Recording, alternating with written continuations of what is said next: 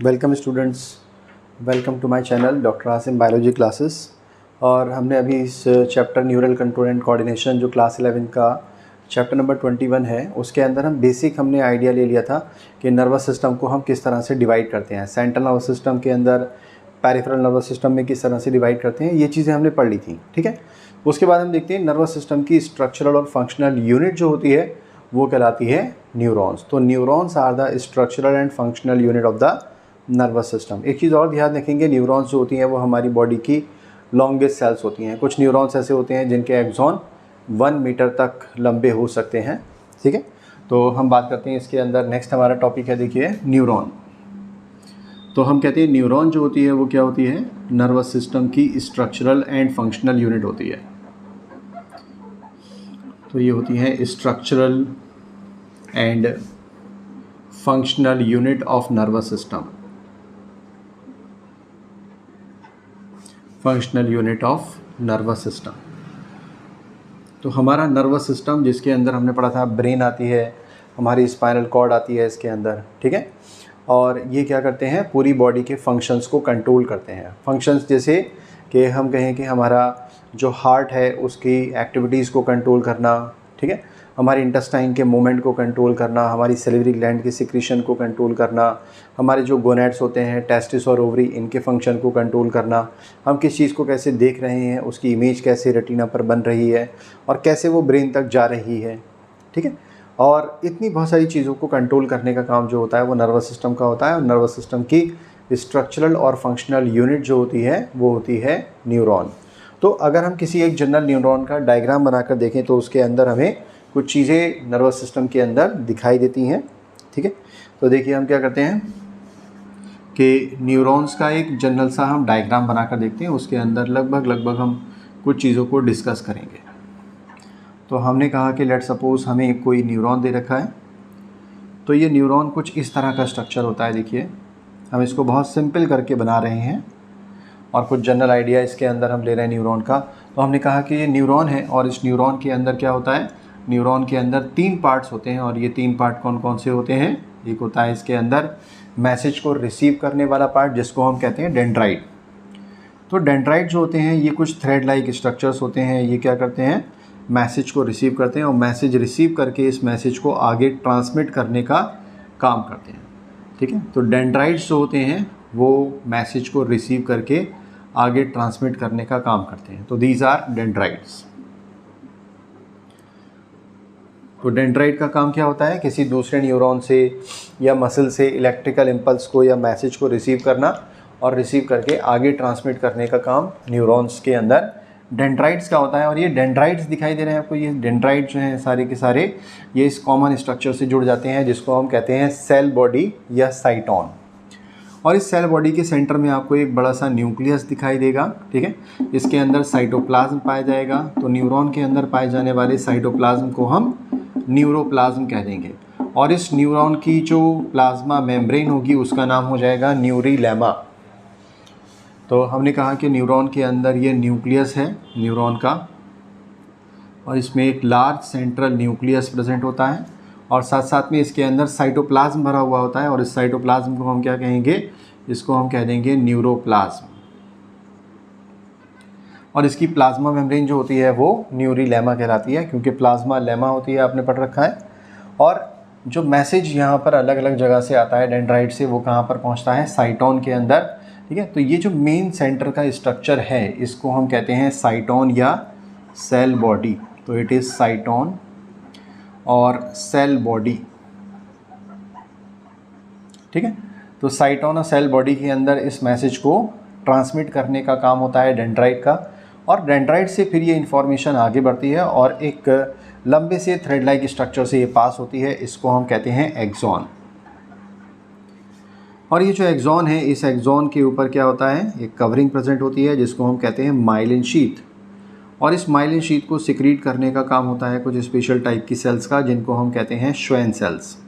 तो myelin sheath के चारों तरफ कवरिंग प्रेजेंट होती है, जिनको हम, जो माइलिन शीथ को सिक्रीट करने वाली जो सेल्स होती हैं वो श्वेन सेल्स कहलाती हैं। ठीक है, तो हम इसके अंदर बना लेते हैं। लेट सपोज हमने कहा कि ये श्वेन सेल यहाँ पर प्रेजेंट हैं जो माइलिन शीथ को सिक्रीट कर रही हैं। तो इसका नाम है श्वेन सेल, SCHWANN, श्वेन सेल्स हैं ये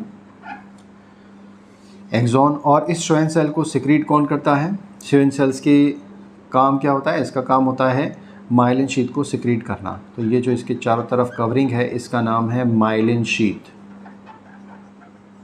ठीक है, माइलिन शीट यहाँ पर प्रेजेंट है। और इस एक्सॉन का जो लास्ट पार्ट होता है वो आगे जाकर कुछ इस तरह से ब्रांचेस में कन्वर्ट हो जाता है, और इसकी जो ये ब्रांचेस होती हैं इनको हम कहते हैं एक्सॉन टर्मिनल। और इन एक्सॉन टर्मिनल के जो एंड्स होते हैं वो कुछ इस तरह से फूले हुए होते हैं, जिनको हम साइनेप्टिक नॉब कह देते हैं, या एक्सोनल नॉब कह सकते हैं, या इसको हम बाउटन्स कह देते हैं।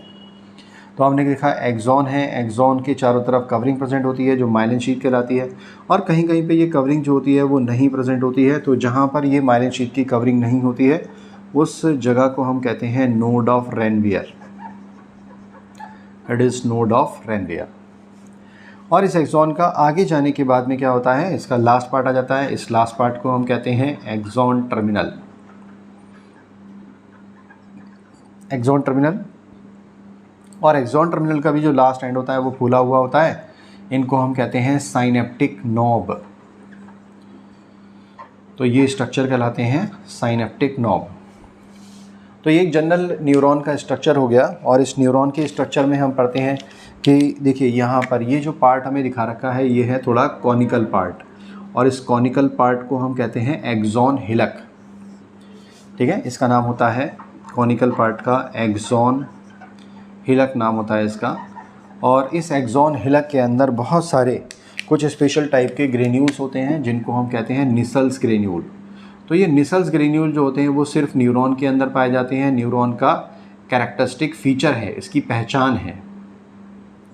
तो ये क्या है, these are the structures known as Nissl granule.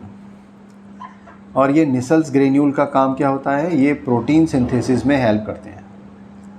Nissl's granule ये प्रोटीन सिंथेसिस में हेल्प करते हैं। तो निसल ग्रेन्यूल एक्चुअल में होते क्या है, Nissl granule are the scattered structure of rough endoplasmic reticulum, के यहाँ पर रफ एंडोप्लाज्मिक रेटिकुलम बिखरी हुई होती है, और यही रफ एंडोप्लाज्मिक रेटिकुलम जो होती है वो अलॉन्ग विद राइबोसोम जो होती है वो प्रोटीन बनाने में हेल्प करती है। और साथ साथ में इसके अंदर पॉलीसोम भी होते हैं। तो पॉलीसोम आपने पढ़ रखा है कि क्या होता है, जब बहुत सारे राइबोसोम जो होते हैं वो mRNA पर जाकर इकट्ठे हो जाते हैं, mRNA की चेन पर इकट्ठे हो जाते हैं, तो उस स्ट्रक्चर को हम कहते हैं पॉलीसोम। तो इसके अंदर पॉलीसोम भी प्रेजेंट होते हैं, ठीक है। तो इतनी बात हम ध्यान रखेंगे। तो हमने यहाँ पर एक न्यूरॉन का जनरल स्ट्रक्चर देखा है, इस स्ट्रक्चर को आप लोग ध्यान रखिए। तो हमने देखा है न्यूरॉन जो होते हैं उनके अंदर 3 पार्ट होते हैं मेनली। सबसे पहला पार्ट जो न्यूरॉन के अंदर होता है ये कहलाता है डेंड्राइट। डेंड्राइट का काम क्या होता है कि ये आसपास के न्यूरॉन से या आसपास के ग्लैंड से क्या करता है, इलेक्ट्रिकल इम्पल्स को रिसीव करता है और इस इम्पल्स को ट्रांसमिट कर देता है किस चीज़ के अंदर, साइटोन या सेल बॉडी में।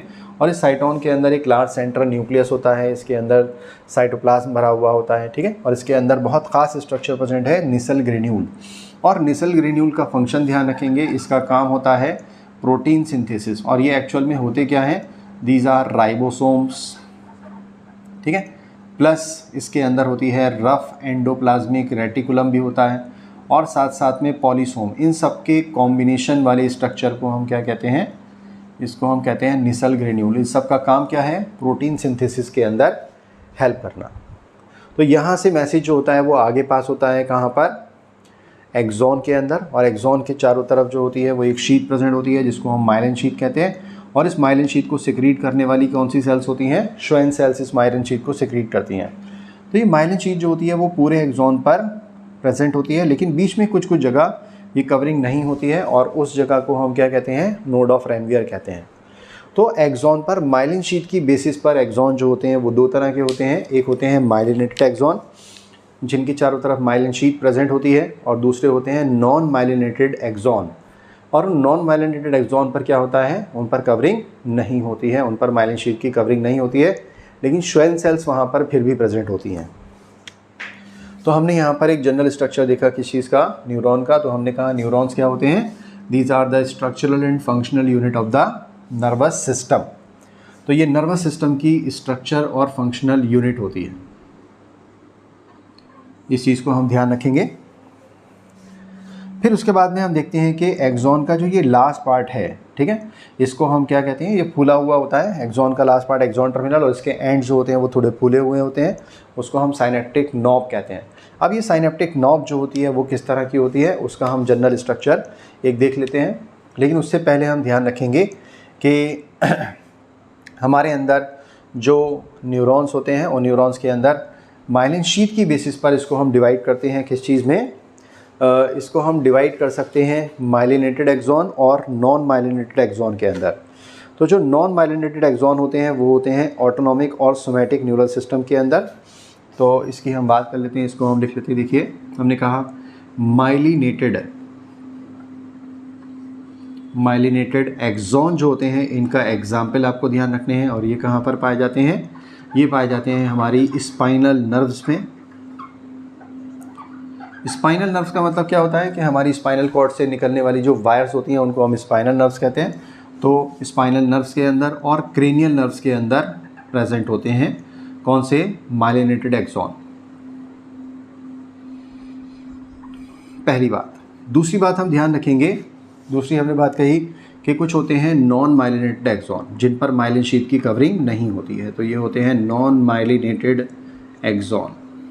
तो ये नॉन माइलिनेटेड एक्सॉन जो होते हैं ये कहाँ पर पाए जाते हैं? ये पाए जाते हैं न्यूरल सिस्टम के अंदर, ठीक है। और कौन से न्यूरल सिस्टम के अंदर ये पाए जाते हैं? तो हम कहते हैं सोमैटिक और ऑटोनॉमिक न्यूरल सिस्टम के अंदर ये पाए जाते हैं। देखिए ध्यान रखेंगे, तो ये पाए जाते हैं somatic and autonomic neural system. Autonomic neural system के अंदर ये पाए जाते हैं। ये दो बातें आपको ध्यान रखनी है। तो हमने यहाँ पर एक जनरल आइडिया ले लिया किस चीज़ का? न्यूरॉन का। न्यूरॉन के स्ट्रक्चर क्या होता है, ठीक है, कौन कौन से पार्ट होते हैं। तो पहला पार्ट है इसका डेंड्राइट, दूसरा पार्ट होता है इसके अंदर साइटोन या सेल बॉडी इसको हम कहते हैं, और तीसरा पार्ट होता है इसके अंदर ये एक्सॉन।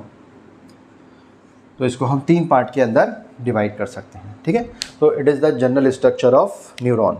अब देखते हैं न्यूरॉन के अंदर जो ये लास्ट पार्ट होता है जिसको हम कहते हैं एक्सॉन टर्मिनल, और एक्सॉन टर्मिनल के अंदर ये साइनेप्टिक नॉब है, इस हम साइनेप्टिक नॉब की बात करते हैं। देखिए तो यहाँ तक आई थिंक आपको बात पूरी तरह से समझ में आ गई होगी। अब हम देखते हैं इसके अंदर कि जहाँ पर दो न्यूरॉन्स आपस में आकर जुड़ते हैं या न्यूरॉन मसल्स आपस में जुड़ती है आकर, जिसको हम न्यूरोमस्कुलर जंक्शन या इंटर न्यूरोनल जंक्शन कहते हैं, या इसको बेसिकली हम साइनेप्स के नाम से जानते हैं। तो हम नेक्स्ट यहाँ पर बात कर रहे हैं, देखिए साइनेप्स की बात कर रहे हैं। तो साइनेप्स का मतलब होता है जोड़, कि यहाँ पर जो जोड़ लगा हुआ है, और ये जोड़ किसके अंदर लगा हुआ है? ये जोड़ लगा हुआ है दो न्यूरॉन्स के बीच में, या फिर ये जोड़ लगा हुआ है न्यूरॉन और मसल्स के बीच में। तो हम साइनेप्स की बात कर रहे हैं। तो हमने कहा देखिए ये हमने बनाया यहाँ पर एक्सॉन टर्मिनल, और हमने कहा कि एक्सॉन टर्मिनल का जो लास्ट एंड होता है वो थोड़ा सारा फूला हुआ होता है,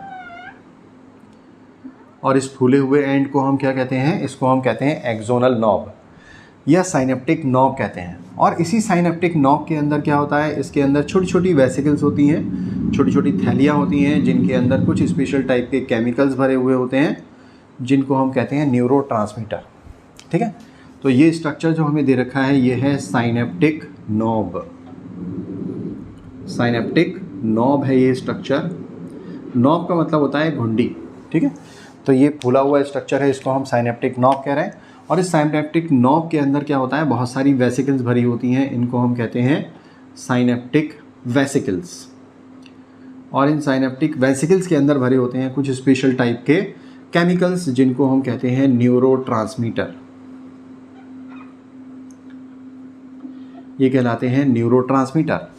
अब क्या होता है कि मान लिया एक्सॉन का ये लास्ट पार्ट जो है, जिसको हम एक्सॉन टर्मिनल कह रहे हैं, ये किसी दूसरी मसल्स के साथ में जुड़ा हुआ है या न्यूरॉन के साथ में जुड़ा हुआ है।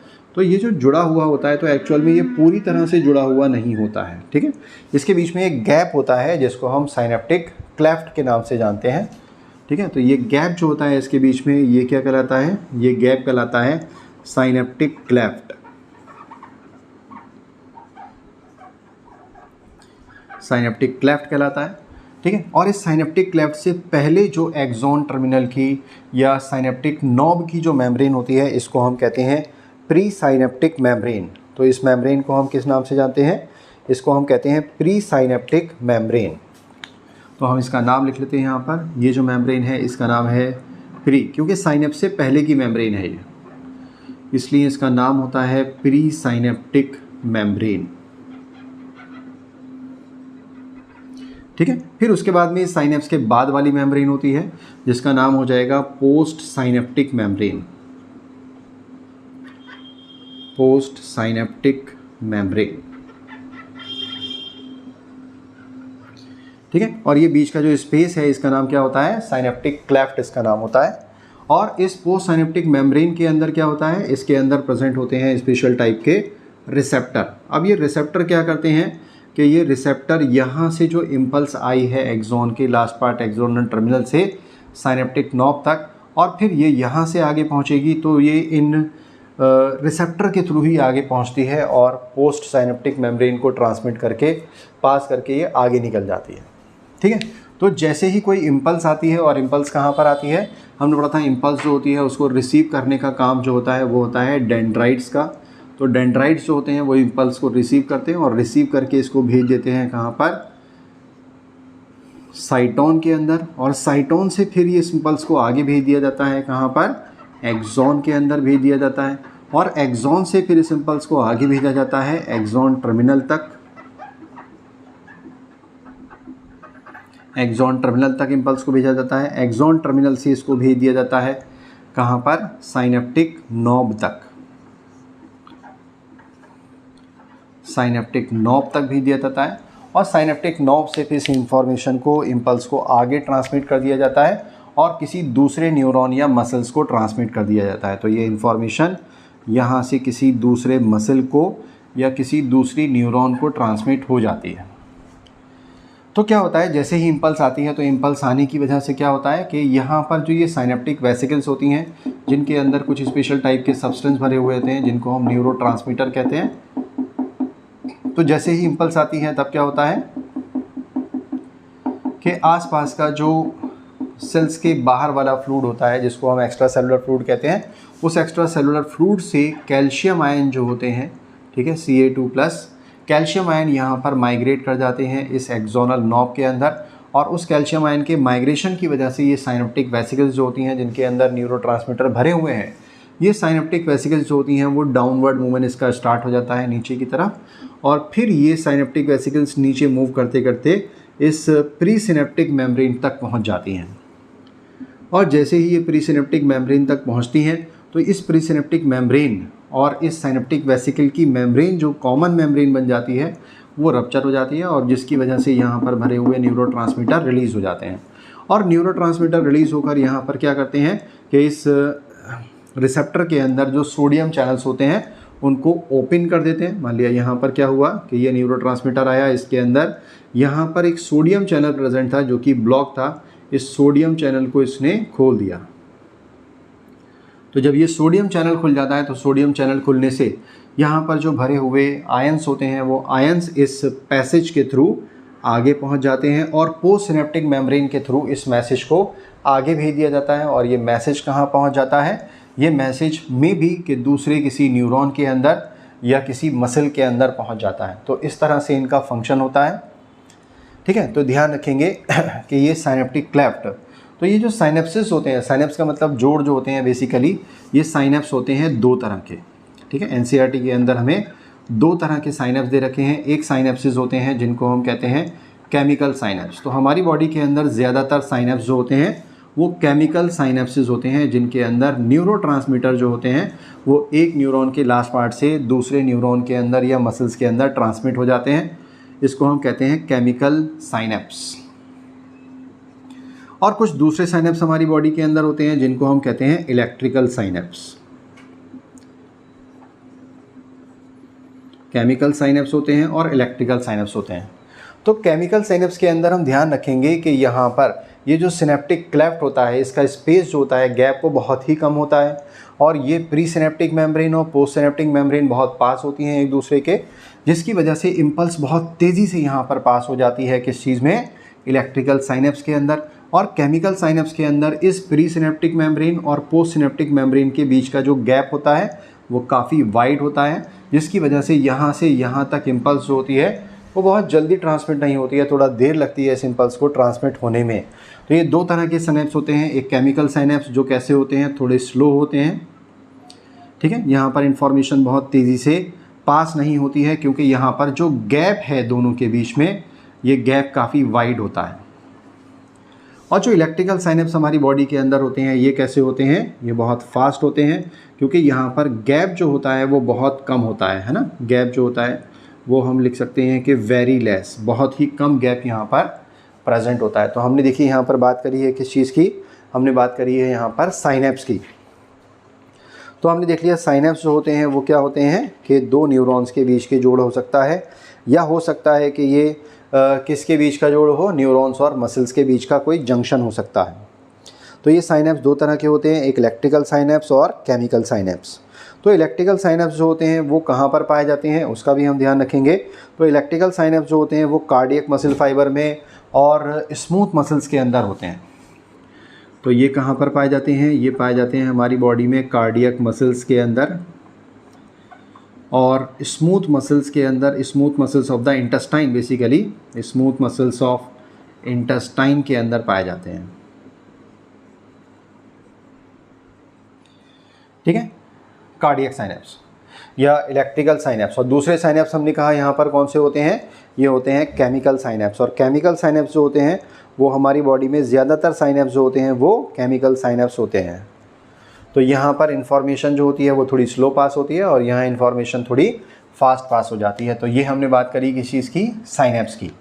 तो इसके बाद हम बात करते हैं हमारी बॉडी के अंदर जो न्यूरॉन्स होते हैं वो न्यूरॉन्स कितनी तरह के होते हैं। तो हम देखते हैं हमारी बॉडी के अंदर जो न्यूरॉन्स होते हैं वो बेसिकली उनको हम डिवाइड कर सकते हैं नंबर ऑफ़ पोल्स की बेसिस पर।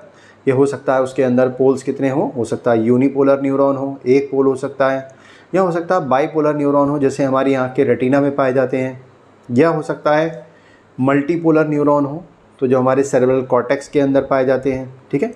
एम्ब्रियोनिक स्टेज में यूनिपोलर न्यूरॉन होते हैं। तो हमें इनको ध्यान रखना है कि ये इनके एग्जाम्पल्स क्या हैं, नीट में हमसे पूछे जाते हैं। और न्यूरॉन को हम डिवाइड कर सकते हैं किसकी बेसिस पर, उनके फंक्शन की बेसिस पर। तो कुछ तो सेंसरी न्यूरॉन होते हैं जो क्या करते हैं कि सेंसरी ऑर्गन से मैसेज को लेकर ब्रेन तक लेकर जाते हैं, तो वो कहलाते हैं सेंसरी न्यूरॉन। और कुछ न्यूरॉन्स होते हैं जो सेंट्रल नर्वस सिस्टम यानी कि ब्रेन और स्पाइनल कॉर्ड से वापस से मैसेज लेकर आते हैं अफेक्टेड ऑर्गन्स तक, ठीक है। तो हम न्यूरॉन्स को यहाँ पर अब नेक्स्ट हम बात कर रहे हैं किस चीज़ की, नेक्स्ट हम बात कर रहे हैं न्यूरॉन्स के क्लासिफिकेशन की, कि न्यूरॉन्स को हम कैसे क्लासीफाई कर सकते हैं। हमें इनको याद करना है क्योंकि इनके एग्जाम्पल्स हमसे नीट के अंदर पूछ लिए जाते हैं।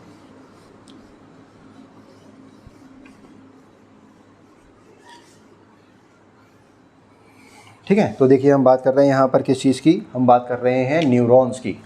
तो न्यूरॉन्स जो होते हैं उनको हम क्लासीफाई कर सकते हैं किस आधार पर, इसकी हम बात करते हैं। तो न्यूरॉन्स को हमने डिवाइड करा सबसे पहले किसकी बेसिस पर हम डिवाइड कर देते हैं, नंबर ऑफ़ पोल्स की बेसिस पर डिवाइड कर देते हैं। तो हमने लिखा नंबर ऑफ़ पोल्स, कितने पोल्स हैं इसके अंदर, उसकी बेसिस पर डिवाइड करेंगे। तो इसकी बेसिस पर इन न्यूरॉन्स को हम लिख सकते हैं, देखिए कि कुछ न्यूरॉन्स होते हैं यूनिपोलर न्यूरॉन। यूनिपोलर न्यूरॉन का मतलब ऐसे न्यूरॉन जिसके अंदर सिर्फ क्या होता है, एक डेंड्राइट प्रेजेंट होता है या एक एक्सॉन प्रेजेंट होता है, उसको हम यूनिपोलर न्यूरॉन कहते हैं, ठीक है। तो यूनिपोलर की खास बात क्या है कि इनके अंदर क्या होता है, अ सिंगल एक्सॉन और डेंड्राइट, या तो इनके अंदर सिंगल एक्सॉन या डेंड्राइट प्रेजेंट होता है। और ये पाए जाते हैं किसके अंदर, यूनिपोलर न्यूरॉन ये पाए जाते हैं हमारी एम्ब्रियोनिक स्टेज के अंदर पाए जाते हैं। एम्ब्रियोनिक स्टेज में हमारे नर्वस सिस्टम के अंदर पाए जाते हैं। फिर दूसरे नंबर पर हम बात करते हैं किसकी, हम बात करते हैं बाईपोलर न्यूरॉन की। तो बाईपोलर का मतलब दो पोल, यानी कि उसके अंदर एक एक्सॉन होगा और एक डेंड्राइट प्रेजेंट होगी। तो बाईपोलर न्यूरॉन जो होते हैं वो पाए जाते हैं, इसमें क्या होता है, one axon and one dendrite, एक एक्सॉन होगा एक डेंड्राइट इसके अंदर प्रेजेंट होगा, ठीक है। और ये कहाँ पर पाए जाते हैं, इसका एग्जाम्पल ध्यान रखना है, ये पाए जाते हैं रेटिना ऑफ आई, हमारी आँख के रेटिना के अंदर पाए जाते हैं, ठीक है। फिर नेक्स्ट हम देखते हैं इसके अंदर फिर होते हैं मल्टीपोलर न्यूरॉन। मल्टीपोलर न्यूरॉन का मतलब जिसमें बहुत सारे डेंड्राइट होते हैं और एक सिंगल एक्सॉन इनके अंदर प्रेजेंट होता है, तो ये कहलाते हैं मल्टीपोलर न्यूरॉन। अब मल्टीपोलर न्यूरॉन में क्या होता है, मैनी डेंड्राइट, तो बहुत सारे डेंड्राइट्स होते हैं इसके अंदर जो मैसेज को रिसीव करने का काम करते हैं और फिर उसको भेज देते हैं साइटोन या सेल बॉडी में। तो many dendrite and single axon, इनके अंदर एक ही एक्सॉन होता है, ठीक है। और ये कहाँ पर पाए जाते हैं, ये पाए जाते हैं हमारे सेरेब्रल कॉर्टेक्स के अंदर। तो हमने यहाँ पर बात करी है किस चीज़ की, सिंपली हमने न्यूरॉन के क्लासिफिकेशन की जनरली यहाँ पर बात करी है।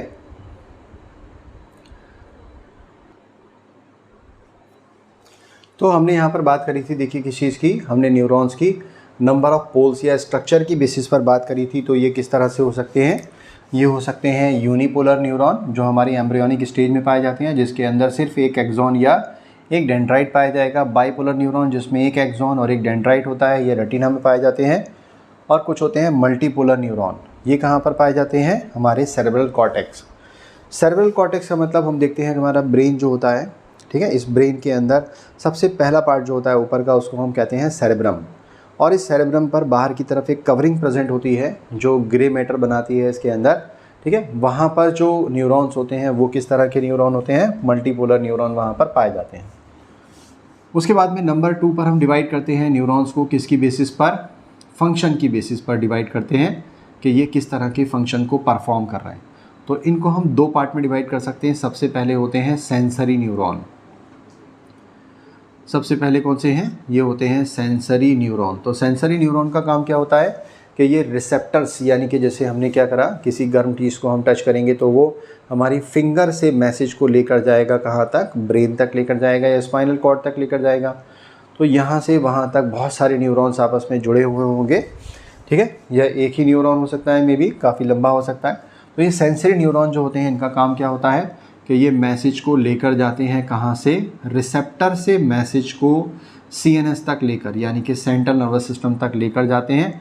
और ये मैसेज को ले जाने वाले जो न्यूरॉन्स होते हैं, इनको हम एफरेंट न्यूरॉन भी कहते हैं। एफरेंट का मतलब होता है आने वाला, है ना। तो ये मैसेज कहाँ तक आ रहा है, सेंट्रल नर्वस सिस्टम तक आ रहा है, तो सेंसरी न्यूरॉन होते हैं।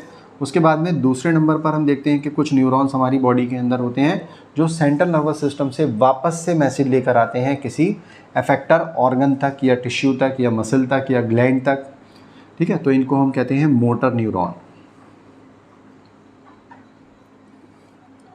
मोटर न्यूरॉन, तो जो मोटर न्यूरॉन होते हैं, इनके कुछ और, इनका काम क्या होता है कि ये सेंट्रल नर्वस सिस्टम यानी कि हमारे ब्रेन और स्पाइनल कॉर्ड से मैसेज वापस से लेकर आते हैं, कहाँ तक, एफेक्टर मसल्स तक मैसेज लेकर आते हैं, ठीक है। और इनको हम एक नाम से और लिख सकते हैं, इनको हम इफरेंट न्यूरॉन कहेंगे। ये कहलाते हैं इफरेंट न्यूरॉन।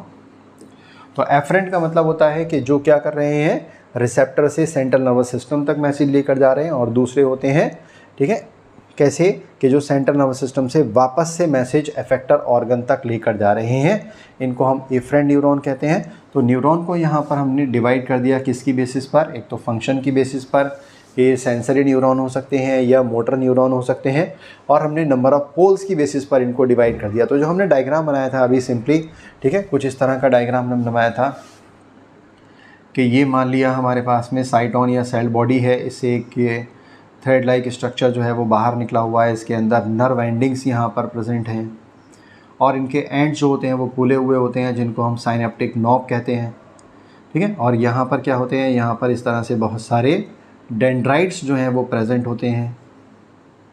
कुछ इस तरह के स्ट्रक्चर यहाँ पर हम बना सकते हैं। तो ये इस तरह के न्यूरॉन जो होते हैं वो क्या कहलाते हैं, मल्टीपोलर न्यूरॉन। इनके अंदर सेंटर में क्या होता है, सेंटर में एक लार्ज न्यूक्लियस प्रेजेंट होता है। और न्यूरॉन का कैरेक्टरिस्टिक फीचर क्या होता है, न्यूरॉन का कैरेक्टरिस्टिक फीचर होता है निसल ग्रेन्यूल। और हमने बताया निसल ग्रेन्यूल का काम क्या होता है, प्रोटीन सिंथेसिस करना।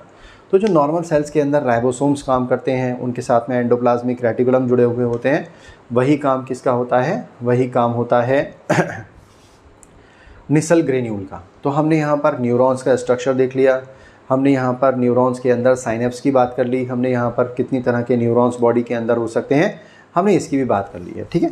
तो नेक्स्ट हम बात करते हैं, ठीक है, एक सिंपल सा हम एक फ्लो चार्ट जैसा बनाते हैं। उसके बाद में नेक्स्ट वीडियो के अंदर हम ब्रेन के डायग्राम की बात करेंगे।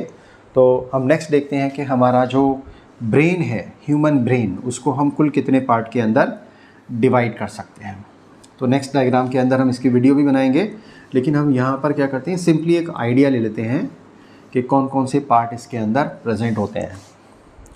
ठीक है, देखिए, तो हमने कहा कि ह्यूमन ब्रेन को हम डिवाइड कर लेते हैं कितने पार्ट में, 3 पार्ट के अंदर डिवाइड कर लेते हैं। तो सबसे पहला पार्ट यह हमारे ब्रेन का ऊपर वाला जो हिस्सा होता है, ये ऊपर वाला हिस्सा, इसको हम कहते हैं फोर ब्रेन। ठीक है, फोर ब्रेन।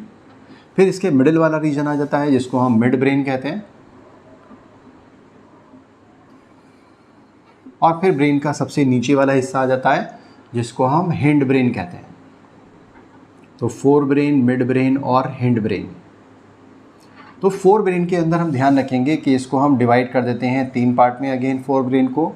और फोर ब्रेन के अंदर ये 3 पार्ट कौन कौन से होते हैं। सबसे पहले इसके अंदर पार्ट होता है ऑल्फैक्टरी लोब।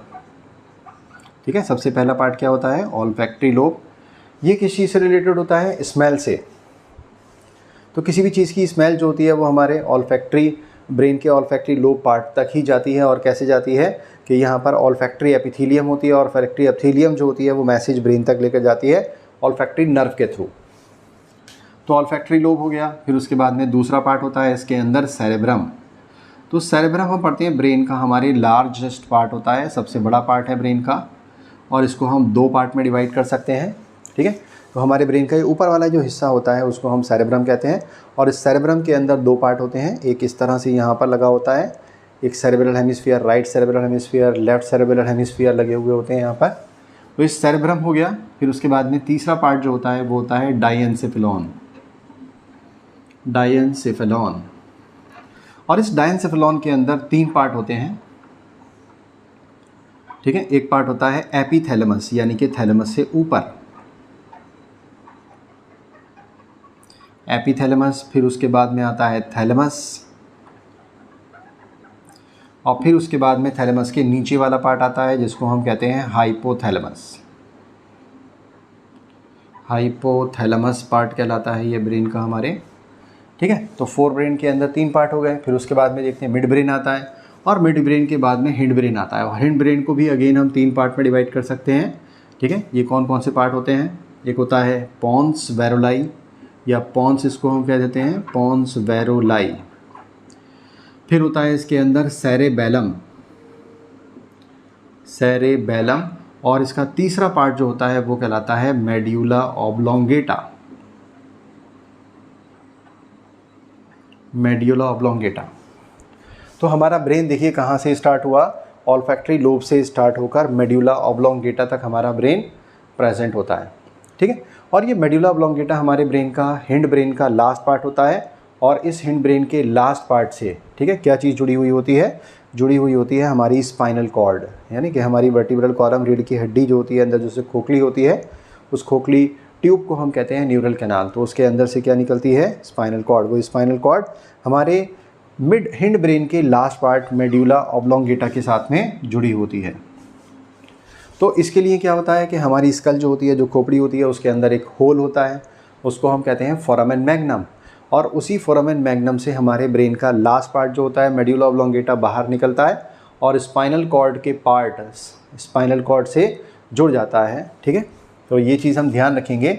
अभी हमने यहाँ पर एक जनरल आइडिया लिया है, उसके बाद में हम क्या करेंगे, एक ब्रेन का सिंपल डायग्राम बनाएंगे, और उस डायग्राम के अंदर हम हर एक चीज़ को डिटेल के अंदर थोड़ा थोड़ा पढ़ने की कोशिश करेंगे, जितना हमें एनसीईआरटी के अंदर दे रखा है। तो हमें बहुत ज़्यादा डिटेल के अंदर जाने की भी ज़रूरत नहीं है, सिर्फ जितना एनसीईआरटी के अंदर दे रखा है उतना ही हमें पढ़ना होता है नीट के लिए। ठीक है बच्चों, तो यहाँ तक हम इस वीडियो को रखते हैं। इसके बाद की नेक्स्ट वीडियो के अंदर हम पढ़ेंगे ब्रेन को, हम पढ़ेंगे, ठीक है, जो नर्व कंडक्शन होता है वो किस तरह से होता है।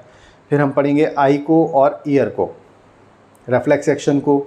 तो जो नेक्स्ट हमारी वीडियो होगी, मे बी उसके अंदर ये चैप्टर हमारा कंप्लीट हो जाएगा। ठीक है, तो आप लोग चैनल को लाइक कीजिए, सब्सक्राइब कीजिए, ठीक है, और इसको अपने फ्रेंड्स को भी आप लोग शेयर कर सकते हैं। हमने यहाँ पर बहुत सिंपल लैंग्वेज के अंदर सारी चीज़ों को समझाने की कोशिश करी है।